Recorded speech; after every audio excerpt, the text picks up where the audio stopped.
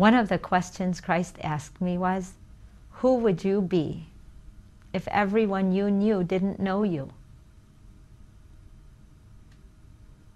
That's you. If you can define that or describe that. Oh, I'm a person who likes this. I'm a person who does that. It doesn't have to be great. It just has to be real, because real is the greatest feeling. We can't create great. We can only feel it. And in the book, there's so many things that bring that back to you, that remind you who you are. When you were that kid and you were running around and nobody started telling you what you can't do yet, and then you get to remember that, and then you say, wow, that person who just happened to say this while they were walking by and it totally shaped my life. But they'd forgotten and they're already, God knows where they are now. Yet you took that little bit of information and created a life around it. And sometimes if you let that take away from you, like someone says, oh, you're always messy. And then every time something's messy, like, I'm always messy. You let them and their issues take strength in your life.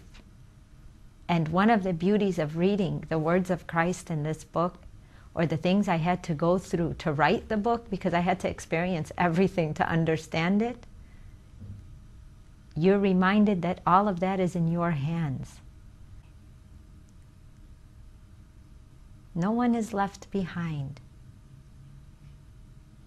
There is no soul on earth left behind. I don't care who they are. Anyone that's listening to us speak, they're not left behind, even if they're sitting alone watching us, thinking that nobody in this world cares about them. They're lying, and that's really what's bothering them. Because people do care about each other, but you have to allow them to care. And when you can start to care about yourself, that's when you can care about others.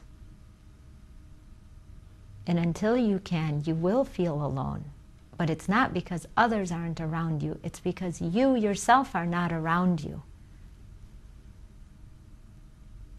In what way have your spiritual experiences transformed your understanding of social and global issues? They had made me feel more part of what goes on everywhere.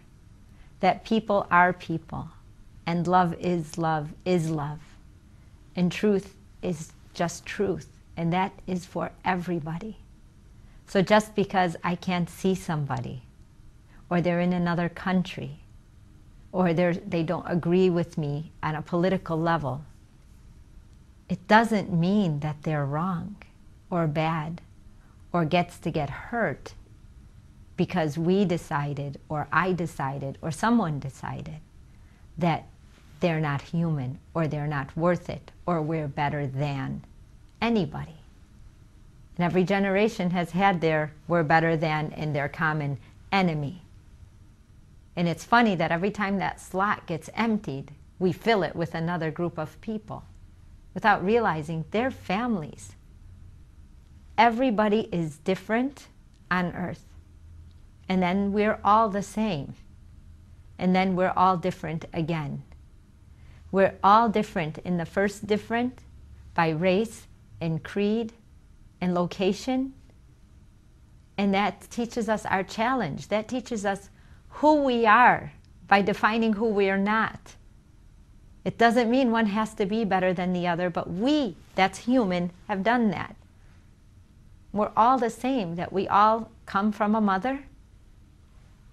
We all have families and brothers and sisters and favorite foods and favorite TV shows and couches in our homes.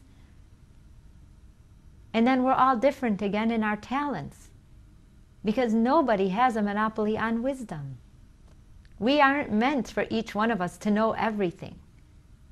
That creates the need to know each other and to get along and to create growth with each other's talents, rather than strip each other because of resources or talents or whatever it is we think that we don't possess but we want to own.